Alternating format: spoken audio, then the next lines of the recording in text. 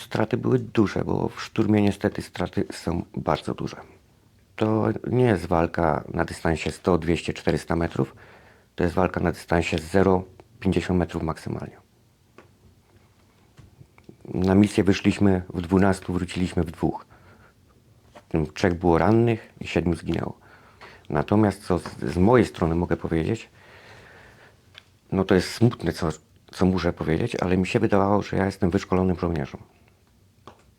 No 2 misje, polska armia. Na miejscu okazało się, że tak sam przed sobą mogłem powiedzieć, że ja nie wiem nic. Ja nie mam zielonego pojęcia o froncie. Było takie zderzenie jak ze ścianą. Że wszystko to, czego się nauczyłem do tej pory, to mogę wsadzić sobie między bajki i zacząć od nowa.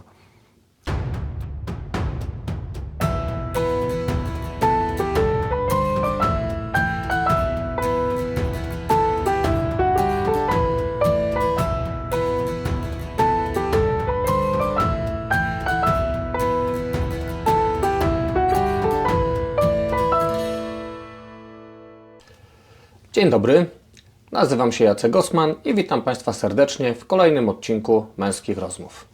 Dziś naszym gościem jest Mirek, polski żołnierz walczący w wojnie na Ukrainie. Dziękuję Ci, Mirku, za to, że zgodziłeś się z nami spotkać. Dzień dobry, witam Państwa. Nie będziemy zdradzać Twoich personaliów i nakręcamy też ten film tak, żeby nie było Cię widać. Czy możesz powiedzieć, dlaczego nie chcesz ujawniać swoich personaliów? Dlatego, że niestety rosyjskie służby dalej jest na nas wyznaczone nagrody na ochotników tak zwanych. Czy możesz nam powiedzieć, gdzie służyłeś, w jakiej jednostce? Na początku służyłem w International Legion. Tam byłem na szkoleniu. A później pojechałem do 59. Brygady, do tak zwanego Chosen Company, czyli kompania wybrańców. Bardzo elitarna formacja i bardzo niebezpieczna służba. Możesz nam powiedzieć miejscach, w których służyłeś? Ja służyłem na samym początku w Awdijewce, ale to krótki był okres. Później Piski i następnie to było Perwomańskie. Same ciężkie boje, same trudne miejsca. No tak, Bardzo. walka praktycznie o każdy budynek, o każdą cegłę, o każdą ścianę, o każdą piwnicę. Jakie było Wasze zadanie? Bo mieliście specyficzne zadania. Tak, ja byłem w szturmie, więc naszym zadaniem było dotrzeć na miejsce, zdobyć pozycję, zająć pozycję, utrzymać do czasu przejęcia przez Ukraińców i przekazać Ukraińcom. Ile spędziłeś na froncie? 14 miesięcy. Nieźle. Powiedz mi, jaka była Twoja motywacja, żeby wziąć udział w tej wojnie? To nie jest prosta odpowiedź na to. Ja po prostu pamiętam, co Rosjanie zrobili mojej rodzinie. Możesz coś więcej na to odpowiedzieć? Tak, znaczy ja znam to tylko z opowieści mojej babci. Tak. Babcia była dzieckiem, mieszkaliśmy w takiej miejscowości niedaleko Oświęcimia i Rosjanie po prostu przechodząc przez nasze miasteczko, siostry mojej babci plus ich dzieci chowały się po piwnicach, w piwnicy. I 2 wujków tam było. I 2 pijanych Rosjan nawrzucało przez okienka granatów do piwnicy i tak się to skończyło. Czyli zupełnie bezsensowna rzeź. No tak, Do bo niczego nie służąca. Nie było żadnego zagrożenia ze strony tych osób. tak i poza tym ja doskonale pamiętam ich ruski mir. Ja im bardzo dziękuję za prawie 50 lat naszej przyjaźni. Poza tym jak słyszysz w telewizji o Buczy i o tych podobnych wypadkach, a widziałem to na własne oczy później. Czyli Nie samą Buczę, ale to miałem sytuację, że wynosiłem dziewczynkę 12-letnią zgwałconą przez Rosjan, zakrwawioną do kostek. I coś takiego po prostu zostaje ci do końca życia.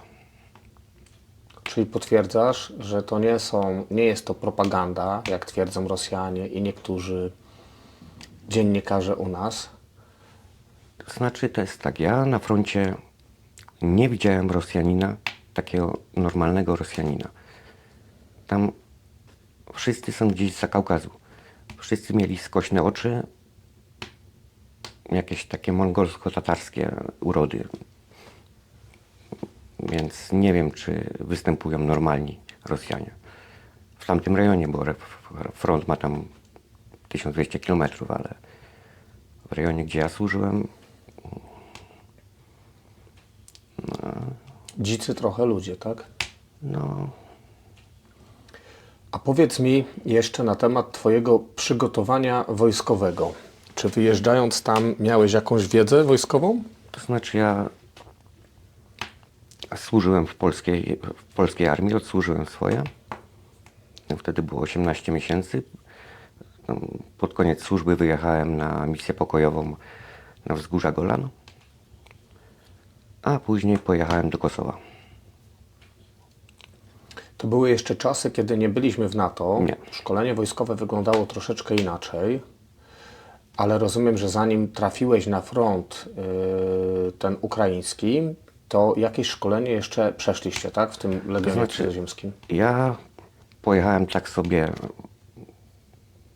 jeżeli ktoś był, to będzie wiedział, jak trafić do tak zwanego International Legion. Zgłosiłem się do nich, wypełniłem testy psychologiczne, bo to jest obowiązkowe. Oni sprawdzają twoją karalność, niekaralność. Bo nie możesz być karany. To nie jest te opowieści, że Ukraińcy biorą jakichś przestępców, kryminalistów i tak dalej. Nie. Ukraińcy sprawdzają w twoim kraju twoją karalność i tak dalej. Robisz testy na obecność narkotyków, obowiązkowe, na HIV i na żółtaczkę. No i wtedy trafisz na poligon w Jałorowie. Tam szkoliłem się 2 miesiące. Nie, 1,5 miesiąca. Tak, tam musisz zdać testy sprawnościowe. No i po testach sprawnościowych jesteś przekierowany na dalsze szkolenie do któregoś z batalionów. No ale ja w międzyczasie skomunikowałem się z moim przyjacielem z Australii. No i okazało się, że on służy w 59. Brygadzie w Chosen Company.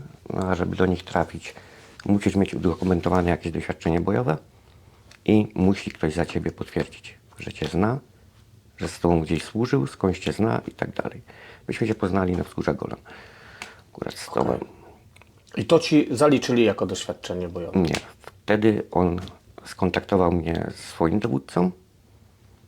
Odbyłem 2 czy 3 rozmowy. Oczywiście tylko i wyłącznie wchodzi w grę Signal, bo to jest jedyny sposób komunikacji. Więc odbyliśmy 2 czy 3 rozmowy z dowódcą. Powiedział, ok, zgoda, przyjeżdżaj. No ale zdarzył się jeszcze chłopak, też taki, kolegowaliśmy się, z Holandii i stwierdził, że on by chciał ze mną jechać. Zadzwoniłem do tego dowódcy, mówię, że jeszcze jest jeden chłopak, który by chciał pojechać. Też pogadali, porozmawiali. No i pojechał ze mną. Dotarliśmy do Pokrowska. Do Pokrowska przyjechał po nas chłopak samochodem.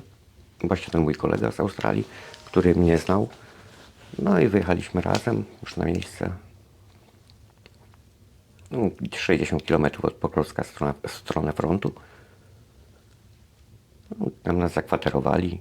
Wtedy przegląd dokumentów i tak dalej, i tak dalej. Na drugi dzień wyjazd do klinik, bo to trzeba odwiedzić 4 albo 5 klinik, poliklinik. Na badania, tak? Wszystkie badania kompleksowo.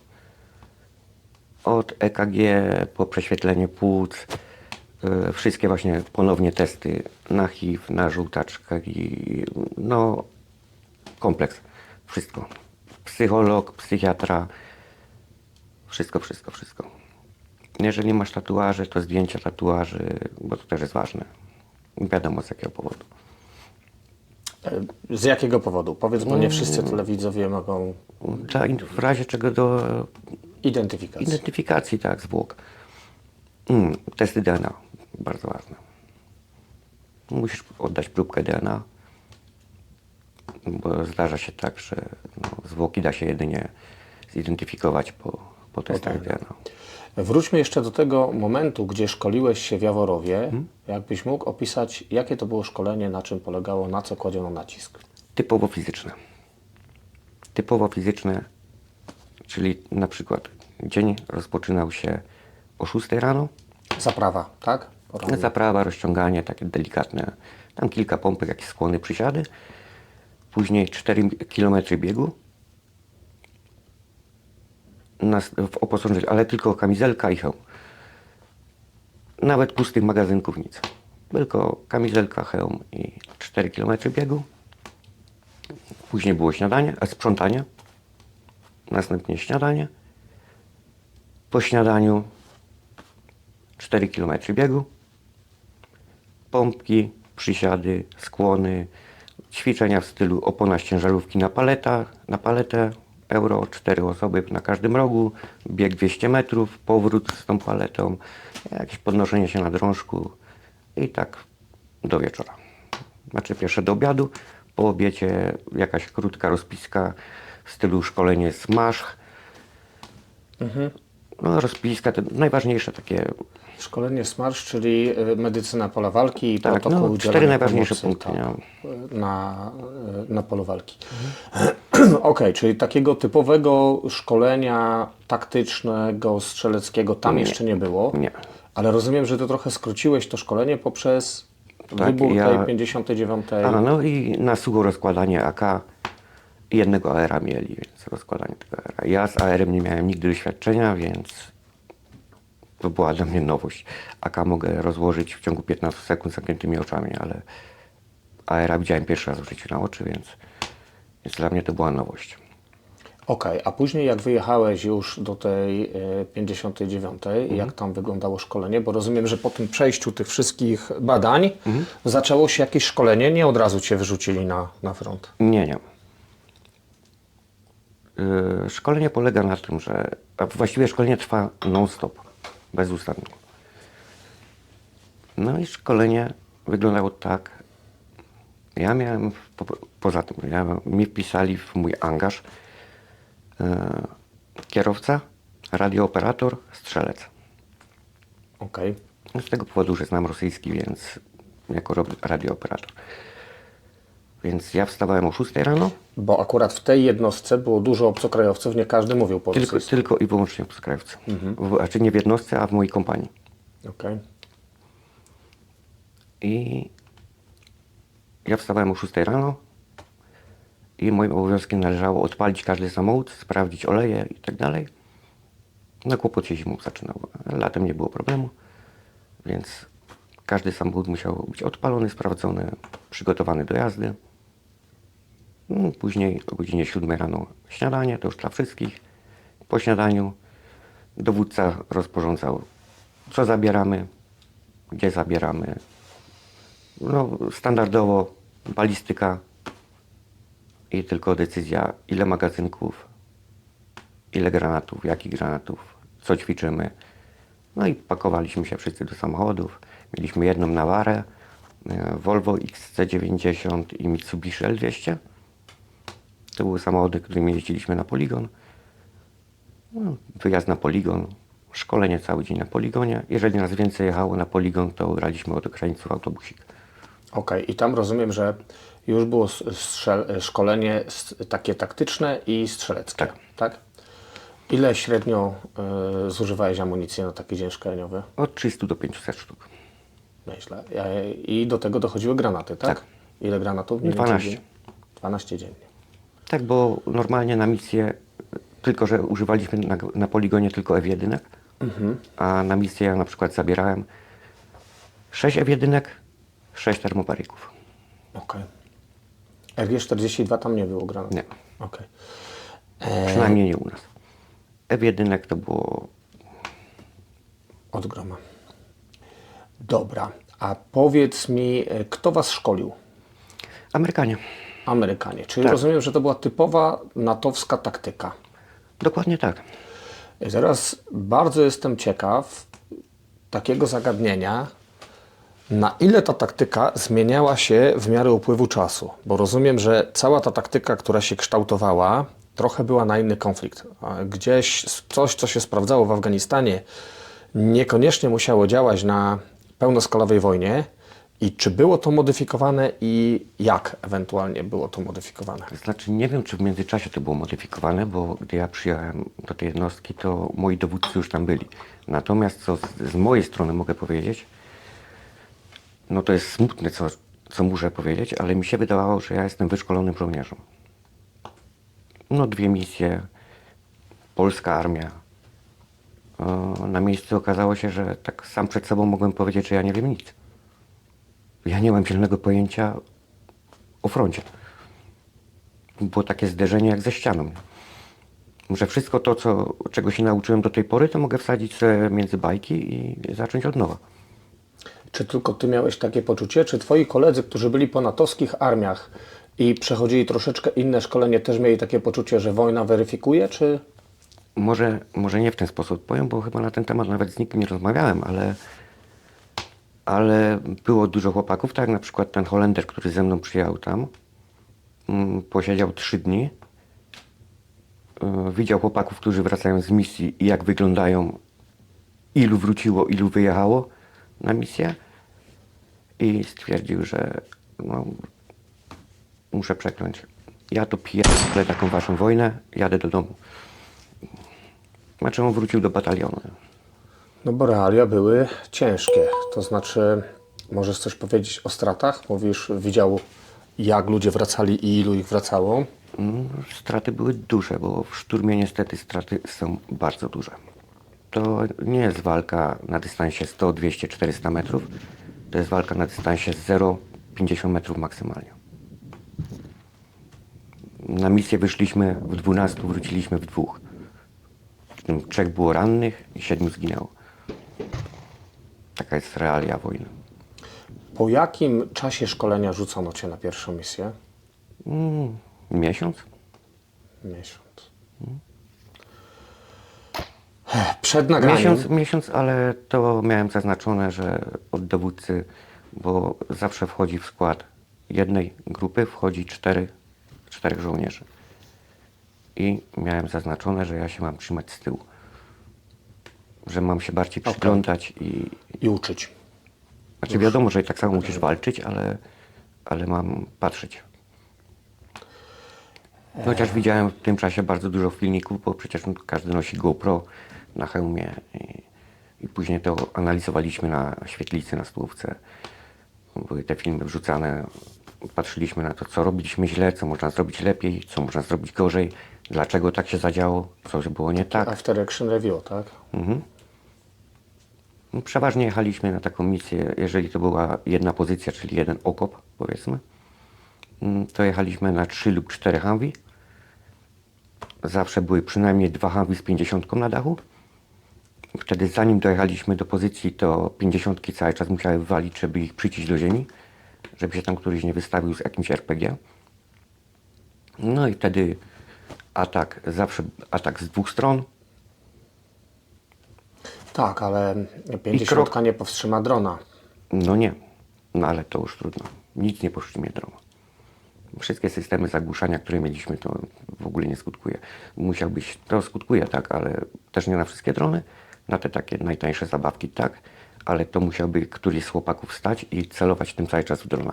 No to jest niewykonalne, nierealne. Mieliście jakąś antydronową broń? Strzelby Tak, albo... strzelb używaliśmy, ale podczas zdobywania takich pozycji to jest taki ferwor. Trochę was chroniło szybkość i mobilność. O to chodziło podstawa. My się musieliśmy rozumieć bezgłośnie. To nie ma tak, że zaczniesz krzyczeć do kogoś. To na filmach jest tak, reload i wymieniam magazynek albo coś. Nie. Jak widziałeś tego chłopaka przed tobą, który szedł, w ogóle taka zasada. Idziecie w 2. Ty idziesz za nim, masz broń koło jego głowy. On idzie i cały czas strzela przed siebie. Jeżeli ty widzisz moment, w którym on odwraca na przykład głowę w którąkolwiek ze stron, ty musisz zacząć strzelać. Bo ty wiesz o tym, że on nie widzi tego, co się dzieje przed nim i w tym momencie może ktoś wyłonić się z bronią, a po to strzelasz, Ciągle ogniem pojedynczym, nigdy seriami. Po to strzelasz, żeby nikt tego głowy ci nie podniósł tam. Okej, właśnie to, co powiedziałeś przed chwilą, jest dla mnie bardzo ciekawe, że ciągle ogniem pojedynczym, nigdy seriami, bo bardzo dużo filmów z Ukrainy, które widzimy, to jest strzelanie seriami i bardzo niecelny To ogień. się mija z celem. No tak, tylko wy byliście dobrze wyszkolonymi żołnierzami, jednak z dużym To jest to samo, jeżeli widzisz, że on klęka, wiesz, że w tym momencie będzie przeładowywał broń. Wtedy tak samo ty prowadzisz ogień cały czas. W tym momencie, kiedy on prowadzi ogień, ty przeładowujesz. I zawsze przeładowanie, nie krzyczysz żadne ready, ani żadnych takich pierdół, tylko oddajesz 2 strzały szybkie. I on wie wtedy, że już przeładowałeś, Że jesteś gotowy. bo nawet gdy krzykniesz, że jesteś ready, że przeładowałeś, a co się okaże, jeżeli nie wpiąłeś dobrze magazynka? Co się stanie, jeżeli masz zacięcie? To ty mu krzykniesz ready, a się okaże, że masz zacięcie, albo że coś się wydarzyło. No nie, dlatego oddaje się 2 szybkie strzały. Okej, powiedz mi, czy pamiętasz swoją pierwszą akcję bojową? No chyba jedyna, którą bardzo dobrze pamiętam, pierwszą misję bojową. I jej nie zapomnę do końca życia. Tylko że to jest troszeczkę trwa. Bo ta misja miała wyglądać w ten sposób, że mieliśmy wyjść i utrzymać pozycję maksymalnie 48 godzin. No i czekaliśmy, bo wszystko jest zależne, nasz wymarsz, od pogody.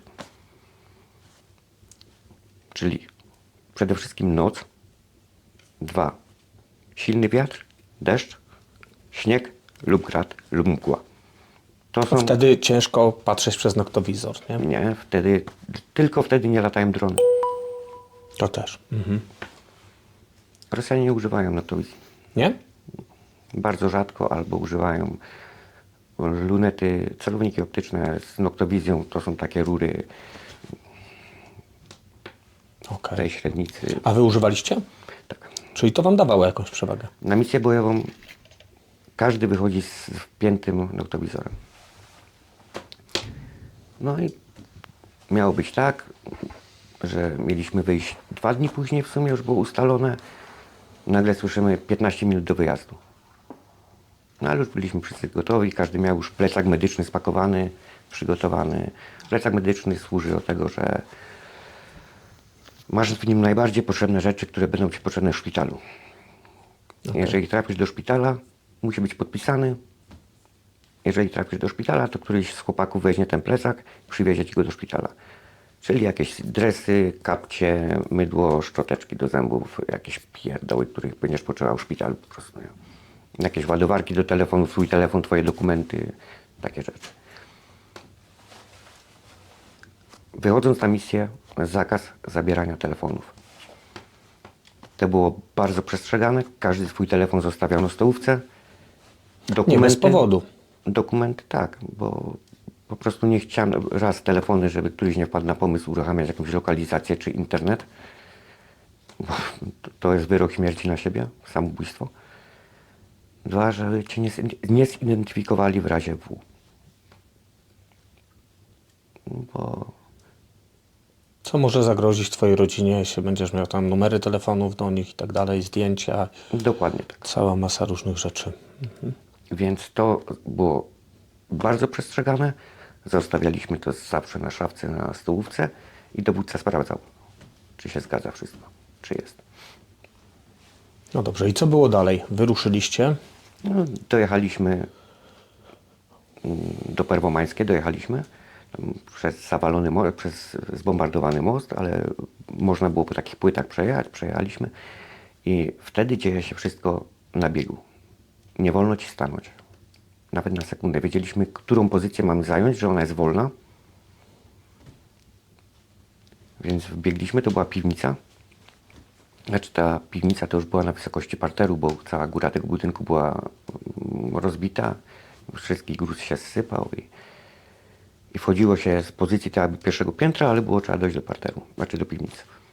Czy w sumie na parterze mieliśmy takie miejsce, gdzie siedzieliśmy, a do piwnicy chodziło się spać. No i stamtąd mieliśmy przejść na pozycję, które mieliśmy zająć. No. I nasz Humvee oczywiście natychmiast odjechał. Zostaliśmy tam w 4. I miał po nas przyjść jakiś Ukrainiec i nas doprowadzić na pozycję. Myśmy nie znali tej pozycji, gdzie to jest, a nie możesz używać żadnych GPS-ów, niczego. Więc siedzieliśmy tam jeden dzień, spokój całkowity. Moje radio było cały czas ustawione na kanał, na którym posługiwali się Ukraińcy, bo każdy z nich mówił po rosyjsku, więc ja słyszałem, co oni mówią i rozumiałem ich i tak dalej. Jeżeli słyszałem drona nad nami, to pytałem się, czy to jest nasz dron, czy ich dron. No to zawsze słyszałem, czyje to ptaszku. I jednego dnia słyszę jakieś koordynaty na radiu. I mówię, czy to nie są nasze koordynaty przypadkiem. I za chwilę był tylko gwizd, jeden po drugim. 4 rakiety spadły praktycznie obok naszej pozycji. Ukraińskie? Czyli gdzieś ktoś No bo nie dograł? myśmy właściwie działali ściśle tajnie. Nie? I ktoś nie poinformował Ukraińców, że my będziemy na tej pozycji. Oni nas z drona widzieli, że wchodzimy na tę pozycję, Rozumiem. tylko nie wiedzieli, że to jesteśmy my. Po czym chłopaki uciekli do piwnicy, ja zostałem na tym parterze, bo zależało mi na tym, bo radio miałem postawione, nie było zasięgu. I radio miałem w takiej wnęce za workami z piaskiem postawione, chciałem złapać te radio. I słyszę przez radio, on mówi, dobrze, ale powtórz mi to jeszcze raz. To już nie czekałem na te radio, tylko biegiem do piwnicy i jeszcze raz tak samo zrobili. Potem dopiero jak wyszedłem, mówię, już chyba spokój, wyszedłem, wziąłem radio i mówię, kurwa, ja was pozabijam. A to swoje. No i nikt nic mi nie przekazał, że my tam będziemy. My mieliśmy tam być, ale 2 dni później. Całe szczęście nic Tak. się nie stało. No na szczęście tylko grady. To Zdobyliście ostatecznie te pozycje, które mieliście zdobyć wtedy? przyszedł po nas Ukrainiec i szliśmy na pozycję. I na samym końcu szedł nasz dowódca, potem szedłem ja, później nasz strzelec, ten właśnie przyjaciel i pierwszy szedł taki chłopak koło 30, Niemiec. To był KM-ista. Wyparował, a ustaliliśmy sobie jasno. Odstęp od jeden od drugiego 20 metrów. Nie tracimy się z pola widzenia. Lało potwornie. No i nasz KM-ista zniknął gdzieś. Jak wyrwał do przodu. Bo on cały czas tylko opowiadał jakieś bzdury i tak dalej. Za chwilę słyszymy, jak wrzeszczy. Mówię, coś jest nie tak. Gdyby wylazł na minę, To byłoby słychać. to byłoby słychać. No o co chodzi? Była studnia. I betonowy krąg i klapa otwarta. Tam trawa była dotąd wszędzie. On tego nie widział. Wpadł do tej studni, ale zawiesił się, bo on niósł ten swój KM. KM w ten sposób i zawisnął na nim. A studnia tam była chyba z 8 metrów głęboko. I teraz tak, chłopisko prawie 2 metry wzrostu. Jego KM, do tego miał chyba z 5 po 150 sztuk amunicji, jego plecak i wszystko to musiałem wziąć na siebie i targać. Plus on, bo złamał nogę.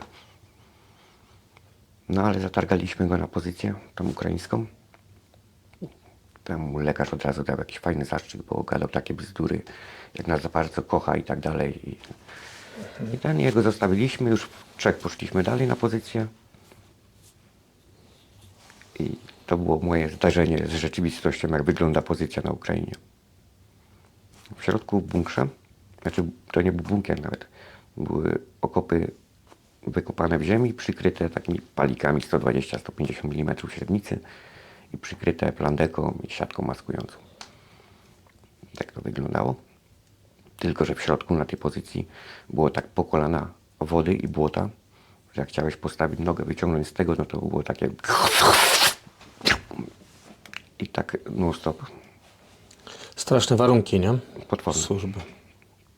Jeszcze chłopaków, których tam zmienialiśmy, mówią, że tu macie maski gazowe, bo jak będą walić do was z gazem, to żebyście mieli maski. Mówię, spoko. Co z tego, co opowiadałeś, było standardem używanie gazu. Tylko to był głównie ten gaz łzawiący, tak? Łzawiący, Dusząco łzawiący. To było o to tylko chodziło, żeby cię wygonić z pozycji. No a dalej już czekały drony. Drony albo artyleria. Okej. Czy po dotarciu na tę pozycję, rozumiem, dalej musieliście wyjść i zdobyć jakieś nowe pozycje, nie? Myśmy tą pozycję mieli utrzymać, aż nas zrotuje następna grupa. Okej. I to miało trwać 48 godzin. No tylko się okazało, że na tej pierwszej pozycji już spędziliśmy 2 dni. Doszliśmy tu. No i tam mieliśmy wody wzięte po 3 litry wody. Żadnego jedzenia, tylko jakieś batoniki energetyczne, pierdoły. No bo 48 godzin nie będziesz targał jedzenia, no bo po co? Tylko okazało się, że są księżycowe noce i nikt nas nie ewakuuje, nikt nas nie zrotuje w tym czasie. Bo jest to niemożliwe po prostu. Bo drony brzęczały non-stop nad głowami i na tych pozycjach myśmy dotarli nocą. No więc rotowaliśmy tamtych chłopaków. Te Ukraińcy byli, ale to nieważne. Myśmy ich zrotowali. No i grzecznie sobie siedzimy rano.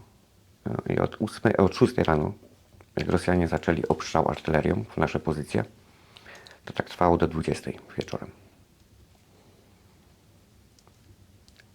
Potworne uczucie.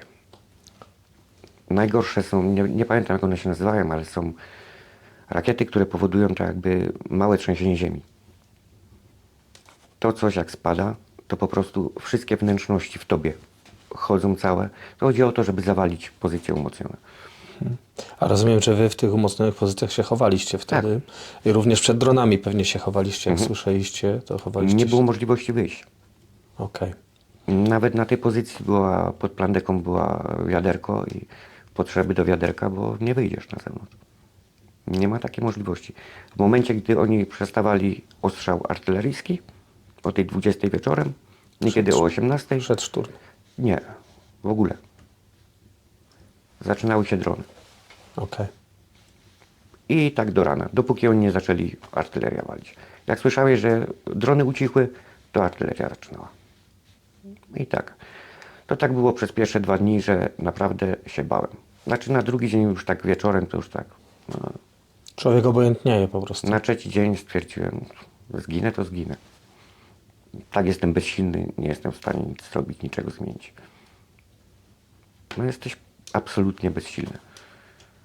Na 3. dzień wieczorem to już dawaj kuchenkę gazową, robimy kawę. I już siedzimy, opowiadamy o pierdołach. Tu ci wali artyleria, wybuchy po 2-3 metry od domu. I rozumiem, że po zmianie pogody, kiedy noce przestały być księżycowe, ktoś was w końcu zmienił.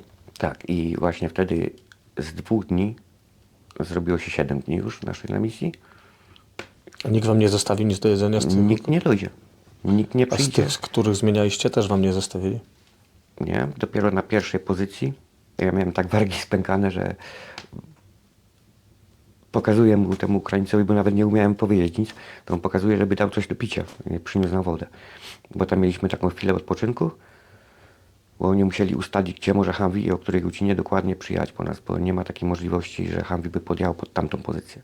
Więc musieliśmy dojść na następną pozycję, w miarę bezpieczniejszą. Tam siedzieli chłopaki droniarze. I poczekaliśmy tam na Humvee. Przyjechał Humvee, to tylko go, go, go, go, go. Don't stop it, don't stop it.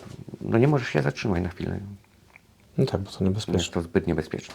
To jak wróciliśmy wtedy z tej misji, to nasza pani medyk, mieliśmy jedną pani medyk ze Stanów Zjednoczonych, u wszystkich nas 3 stwierdziła hipotermia. Myślę, że też odwodnienie, skoro wody brakowało, wygłodzenie. Myśmy wrócili chyba o 4 rano wtedy. To był chłopak, bo dla nas gotowali Ukraińcy, więc był chłopak Ukrainiec, który tam specjalnie miał napalone w piecu i z gorącym posiłkiem czekał na nas. No to miłe. Z tego, co opowiadasz, ekstremalne doświadczenie, pomimo tego, że nie było bezpośredniego starcia, co chyba jest najgorsze i najbardziej wstrząsające. Znaczy, to już było na kolejnych misjach. I najbardziej czego się bałem, to nie bałem się żołnierzy rosyjskich. Nie bałem się w ogóle aż tyle, aż bałem się oczywiście, że się bałem. Bałem się dronów. Artyleria wiadomo, że wali gdzieś tam, a jeżeli walą 50 metrów od ciebie, to jesteś bezpieczny, wiesz, że jak sobie tam obrali ten cel, to oni tam będą walić przez 2-3 godziny w to miejsce, że tobie nic nie grozi. Ale drony pojawiają się znikąd, nie wiesz, w którym kierunku on poleci, bo on się przemieszcza jak komar. Z olbrzymią szybkością. On przeważnie przenosi 2 granaty moździerzowe. I nie ma ochrony. Wejdziesz na pozycję, on wleci za tobą. No tak, i tutaj można dostać fobii delikatnej. Dobrze, no według tego, co twierdzą specjaliści wojskowi, szkoląc wojsko, na przykład profesor Dave Grossman, autor takiej książki o zabijaniu, twierdził, że najtrudniejsze zawsze jest zabijanie z bliskiej odległości, kiedy patrzysz wrogowi w twarz, że o ile jakieś nawet długodystansowe strzelanie, czy jakieś tego typu rzeczy są dużo łatwiejsze, natomiast tutaj jest to najtrudniejsze. I rozumiem, że miałeś takie doświadczenia, no bo siłą rzeczy zdobywałeś te pozycje. Czy to nie jest... Chodzi o to, że na przykład wpadasz do okopu i wiesz, że w tym okopie wiesz ilu ich jest, bo przecież nasze drony robią wcześniej zwiat. Robią to z kilometra. Przy dzisiejszych zoomach nie ma problemu.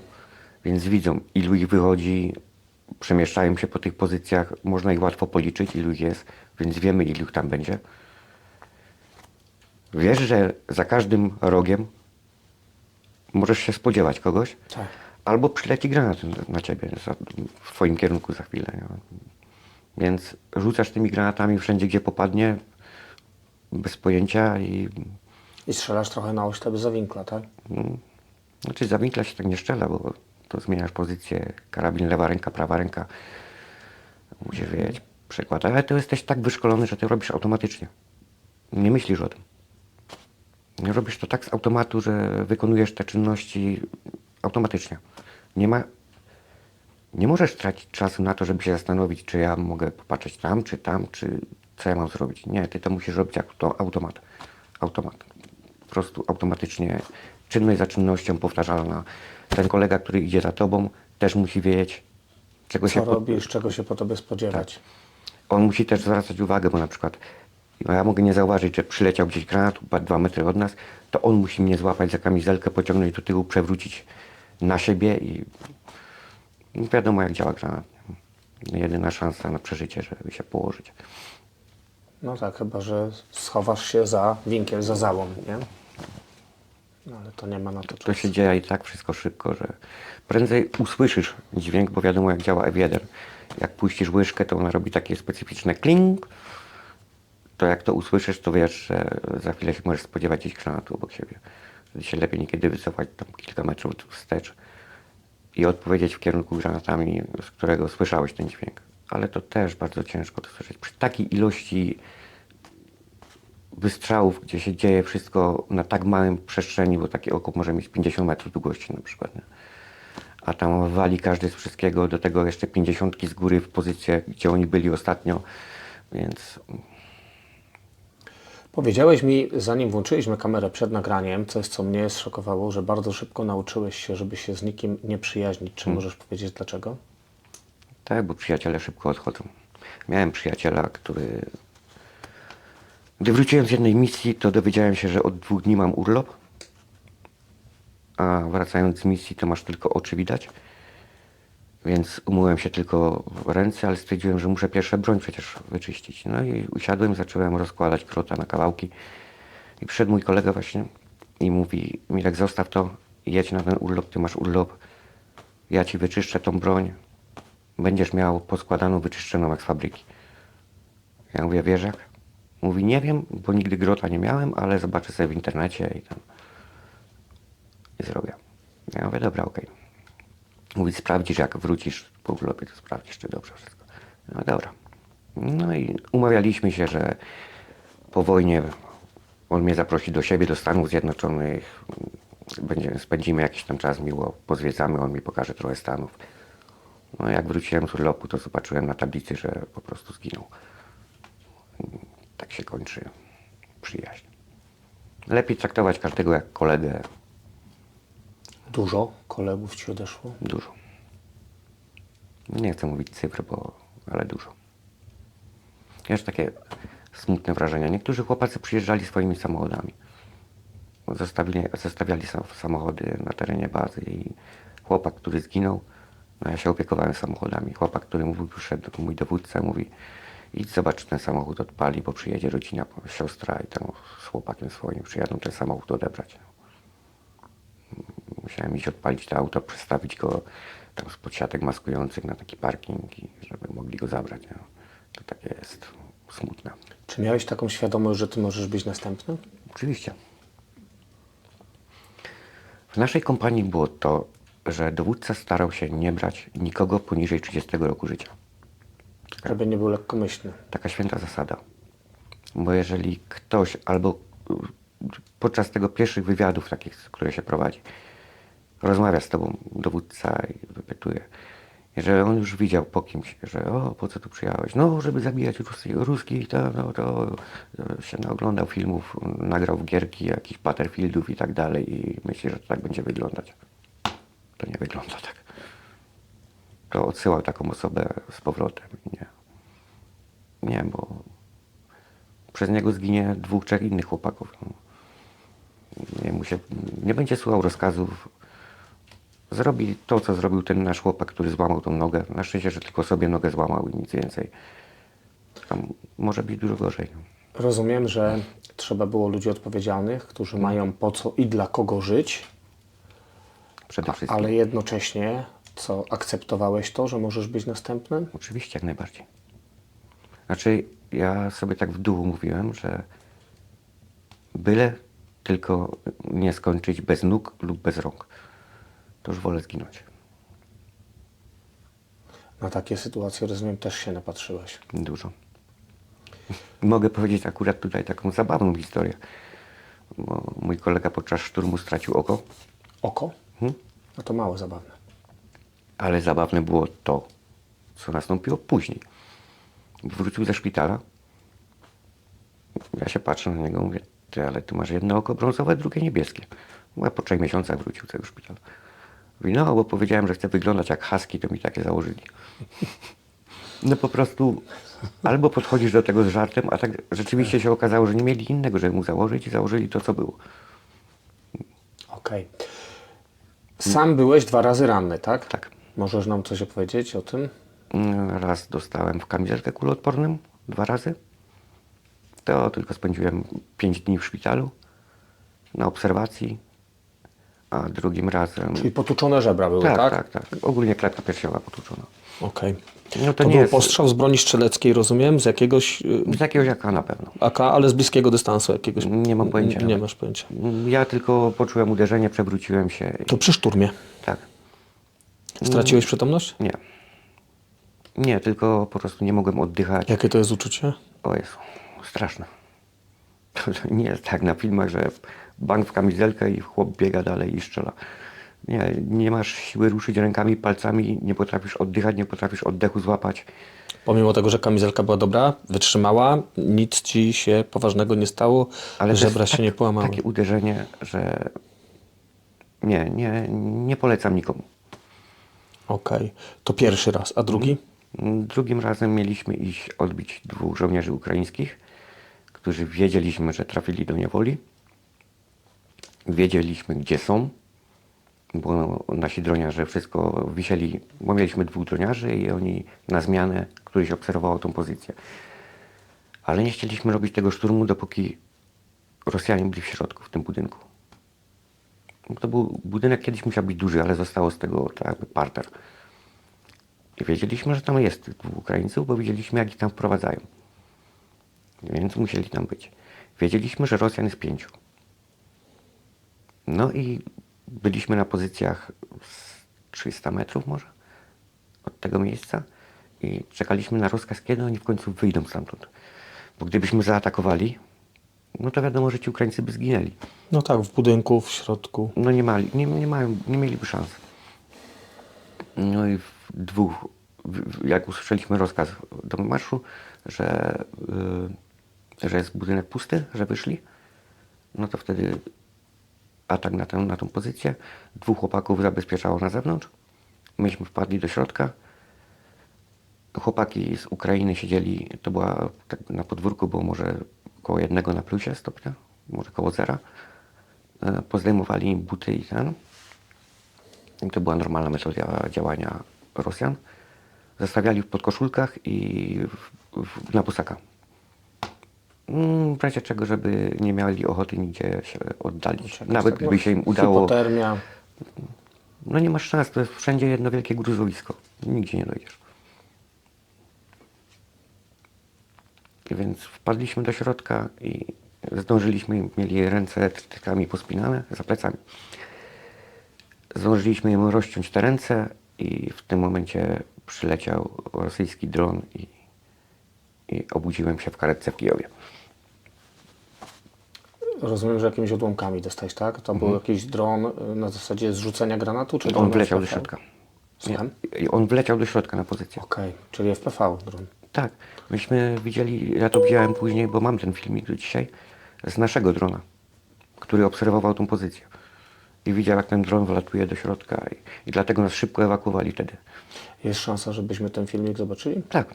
Przecież też? Rozumiem, że podrzucisz nam trochę Tak, filmów z tak. swoich walk. A powiedz mi, ty zostałeś ranny odłamkami wtedy, tak? A reszta?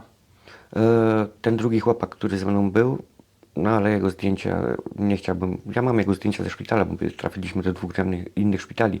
On miał nogę w 7 miejscach połamaną, tam strasznie miał tą nogę skiereszowaną. No ale nie chciałbym jego zdjęć. On był z Grecji chłopak. Tak, rozumiem. Tak, bo nawet gdyby zamazać jego twarz, to on ma tak specyficzne tatuaże na całym ciele, że nie chciałbym tego Okej, robić. nogę połamaną w 7 miejscach i jakoś tam... I ręce strasznie poparzone. A ty co miałeś wtedy? Ja miałem pękniętą czaszkę, złamaną szczękę i 6 odłamków z tyłu w nodze, odłamek w ręce i odłamek w kolanie. Okej, a tych 2 ukraińskich żołnierzy? Zginął. Zginęli. Oni nie mieli żadnej balistyki na sobie, nic nie. Ci chłopacy zginęli na miejscu. Nas się udało szybko w miarę ewakuować tylko z tego powodu, że po prostu ten nasz dron obserwował, widział, co się stało.